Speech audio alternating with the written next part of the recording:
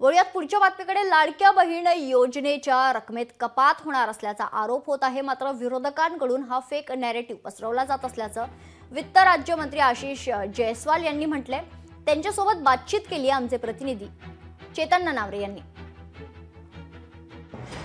आपल्या सोबत वित्त राज्यमंत्री आशिष जयस्वाल सर, काय सांगाल नेमकं काय तथ्य आहे? 500 रुपये मिळणार आहेत की 1,500 रुपये जे मिळत होते लाडक्या बहिणीचे मिळणार आहेत? बघा, लाडकी बहीण योजना पहिल्यांदा महाराष्ट्रात आपल्या सरकारने सुरू केली।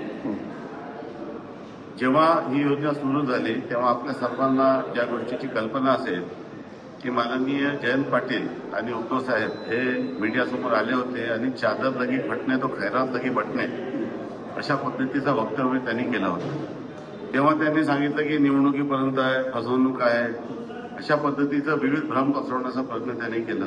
ही बाब सत्य होती की ज्यांना एक योजनेचा लाभ मिळालेला आहे, संजय गांधीचे लाभार्थी त्याच्यात पात्र होणार नाही असं म्हटलं होतं। त्यानंतर असं कुठलंही सुधारित जी आज निघालेलं नाहीये, कुठल्याही कागदावर काही नाही, असं कुठलाही प्रस्ताव आमच्याकडे आला नाही आहे। तरी देखील विरोधक ज्या पद्धतीने भ्रम पसरवण्याचा प्रयत्न करत आहे, परत फेक नॅरेटिव्ह पसरवण्याचा प्रयत्न करत आहे। पुन्हा सांगतो की आम्ही 2100 रुपये देण्याचं मान्य केलं होतं।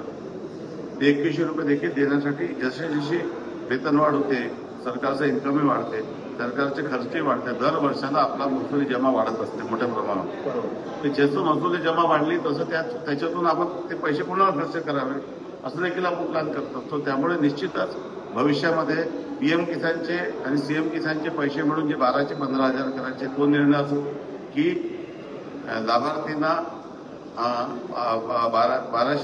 1500 अनुदान 2100 करण्याचं, संजय गांधीचा लाभार्थीचा प्रश्न देखील महत्वाचा आहे। किसान सन्मान निधी हा मिळतच राहील, याशिवाय लाडक्या बहीण योजनेचे सुद्धा 1,500 रुपये त्या महिलांना मिळतील असं आश्वस्त केलेलं आहे।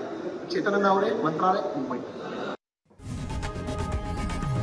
लोकशाही मराठी ऐका, पहा, जागरूक रहा।